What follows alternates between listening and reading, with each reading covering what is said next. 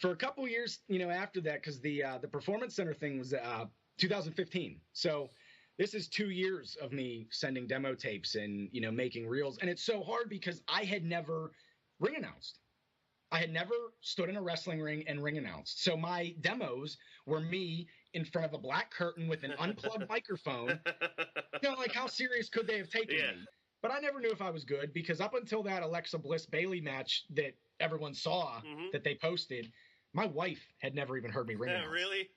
What am I going to do? Like, hey, sit on the bed while I pretend I have a microphone and announce this match on TNA tonight. And I walked in, and Matt Bloom, me and him clicked right away because he's from Pittsburgh. He played football for Pitt. First thing he said to me, oh, you're in a suit. You're from Pittsburgh. Oh, man, blah, blah, blah. And I said, yeah, I'm actually, trying to do some ring announcing. And without missing a beat, Matt Bloom says, you want to do some ring announcing today at our live event? So my day was set. And now at this point, actually looking back on it, it kind of took away from the experience because the whole day you were just waiting to ring announce. Yeah, and I'm trying to get the card, beforehand so I can see who the hell I got to ring announce so I don't screw up, so they like me. You know what I mean? And it was crazy because they told us the whole time, don't be on your phones, don't be. And I'm kind of like sitting there like on my phone, not texting anybody, I'm looking up these people. Researching. At this point, Liv Morgan was still Gianna Daddio, and Aaliyah didn't have a ring name yet. And I don't even think Peyton Royce and Billie Kay were on TV at this point. If they had been, it was like once or twice. Yeah, if they did, it was one or two shots. So I'm trying to.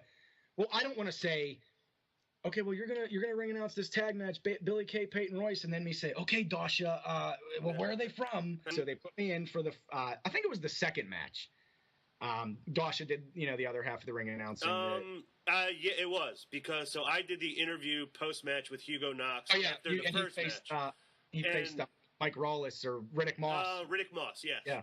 And so I went to sit down, and by the time I sat down, you were announcing the next match. Yeah. So that was a crazy moment because they tell me you're announcing, these four women, and I said, all right, I'm ready to go. I get in the ring, and right then I knew, like, okay, I'm good. I ring announced them, and I knew it was okay because I got out of the ring, and I had thought that my life was complete because before that match, Greg Hamilton grabs me, and he says, hey, let me see your cell phone. And Greg Hamilton took 7 or 8 pictures of me in the ring. So That's awesome. You know what, man? I got to announce a match in a WWE ring. I have all the pictures of it. That's it. This is complete. My life is complete. So they come up to me, and they say, hey, you want to do another match? Yeah. So like you said, there was 8 matches on the show. I think I introduced, I ring announced 3 of them. And like you said, before we started here, you had thought that I had done some indie stuff beforehand. A couple other guys had asked me if I had done some indie stuff beforehand, and I hadn't. It wasn't until after this that everything started kind of falling into place for me.